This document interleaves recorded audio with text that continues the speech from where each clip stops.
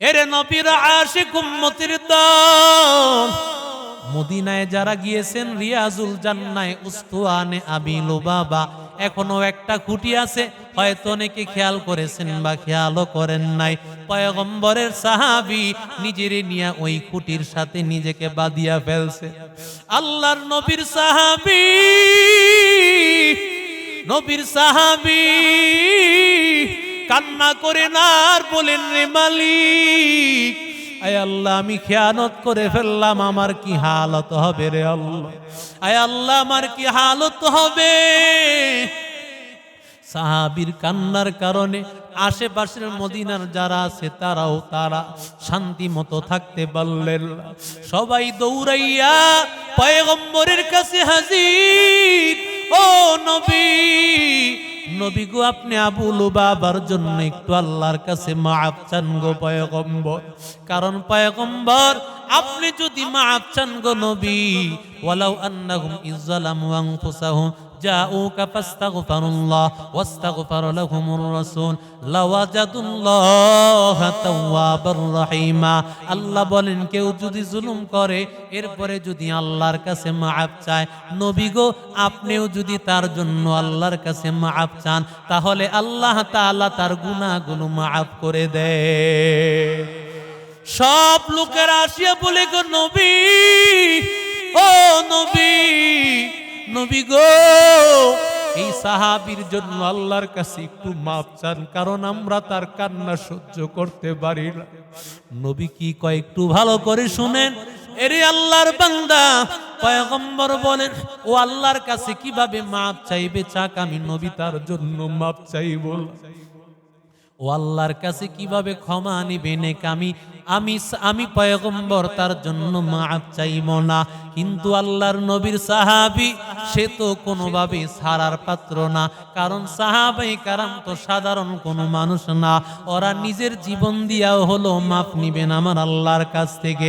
সাহাবী এমন ভাবে কান্নার আওয়াজ, এমন ভাবে কান্না, ও দয়ার মালিক, আয় আল্লাহ হয়তো তুমি মাফ করে দাও, না হয় আল্লাহ উঠাইয়া নাও। আয় আল্লাহ তুমি মাফ করে দাও, আর না হয় তুমি উঠাইয়া নাও। এমন ভাবে আল্লাহর কাছে কান্না শুরু। আল্লাহ তাআলা জিবরিল আলাইহিস সালামকে পাঠাইয়া দেন, ও পয়গম্বর, ইয়া আইয়ুহাল্লাযীনা আমানু লা তাকুনুল্লাহা ওয়ার রাসূল ওয়া তাকুনু আমানাতিকুম। ও পয়গম্বর, দুনিয়ার মানুষকে শুনায়া দেন তারা যেন আমানতের খেয়ানত না করে। আর আল্লাহ তাআলা ঘোষণা করেছেন, আবু লুবাবার তওবা আল্লাহ কবুল করিয়া তার জীবনের সব গুনাহ আল্লাহ মাফ করে দিয়েছে। আল্লাহর নবী তখন উম্মে সালমার ঘরে আমার নবী ছিলেন। উম্মে সালমা কয়, নবী আমি গিয়া সুসংবাদটা আবু লুবাবারে দিতে চাই। নবী কয়, তাড়াতাড়ি যাও, কারণ ওই সময় কিন্তু পর্দার বিধান ছিল না। আবু লুবাবা গিয়া, উম্মে সালমা গিয়া আবু লুবাবাকে বলে, ও আবু লুবাবা, আল্লাহ তাআলার কাছে কেমন তওবা করেছো, আল্লাহ তোমারে মাফ করে দিয়েছেন। সাথে সাথে তার পরিবারের লোকজনের কাছে গিয়া বলে, তাড়াতাড়ি যাও, তোমাদের আবু লুবাবাকে গিয়া বাঁধনটা খুলে দিও। কারণ না খাইতে খাইতে কান্না করতে করতে আবু লুবাবা অসুস্থ হয়ে পড়ে আছে। আবু লুবাবার বাঁধনটা খুলিয়া দাও। সবাই দৌড়াইয়া আসিয়া আবু লুবাবার বাঁধনটা খুলবে। আবু লুবাবা কয়, না না, আমি বাঁধন খুলতে দিব না। আত্মীয় স্বজনেরা বলে, কেন কেন তুমি খুলতে দিবা না? তোমার উপর তো আল্লাহ রাজি হয়ে গেছেন, আল্লাহ আয়াত নাজিল করেছেন।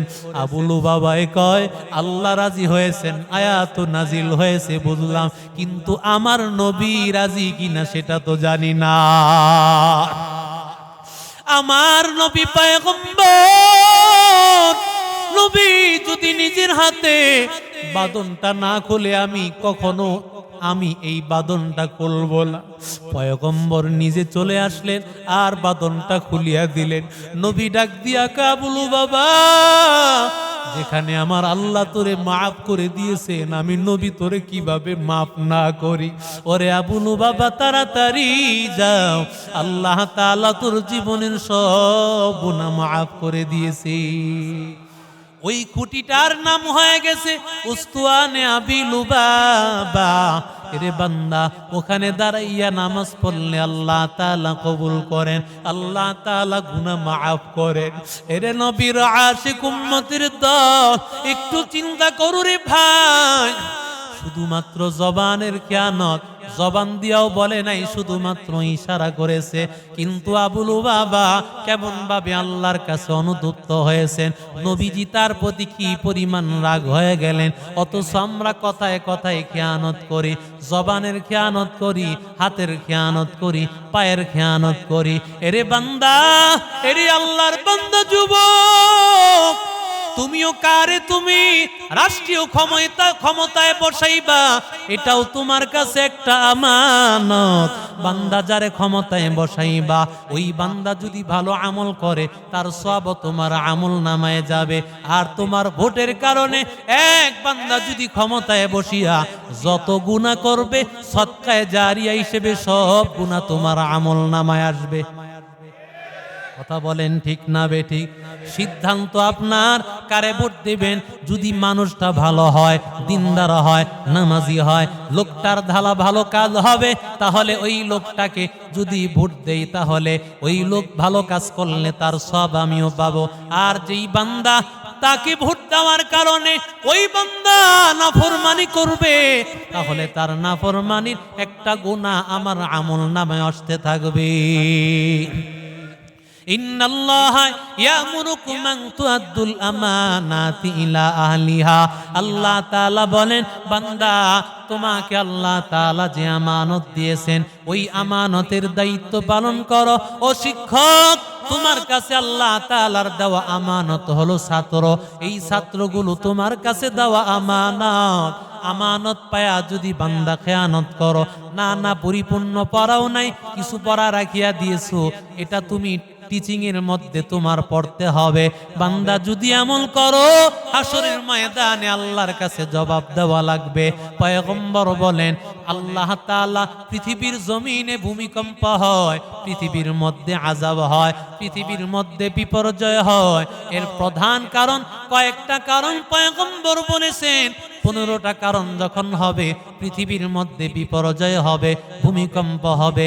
এর মধ্যে একটা হলো ইদাত্তাখিযুল ফাইউদওয়ালা, বান্দা যখন অন্যের সম্পদকে নিজের মনে করবে, বান্দা মানুষের সম্পদকে লুট করে খেতে থাকবে। 2 নম্বর হলো ওয়াল আমানাতু মাগনামা, বান্দা আমানতের মালগুলো যখন গনিমত মনে করবে। 3 নম্বর হলো ওয়াজ যাকাতু মাগরামা, বান্দা যখন যাকাতটাকে জরিমানা মনে করবে।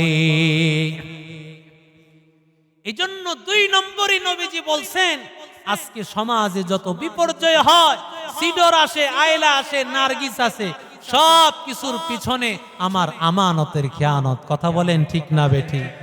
সব ভাইরা একজন আরেকজনের কাছে আমানত। এটা শুধু সমাজ ব্যবস্থা, রাষ্ট্র পরিচালনা করতেছেন, তোমার কাছে সমাজ ব্যবস্থা, রাষ্ট্র পরিচালনা তোমার কাছে আমানত। তুমি সমাজের দায়িত্বশীল, তোমার কাছে এই সমাজ ব্যবস্থা আমানত। এই আমানতের হিসাব দেওয়া লাগবে কার কাছে? জোরে বলেন।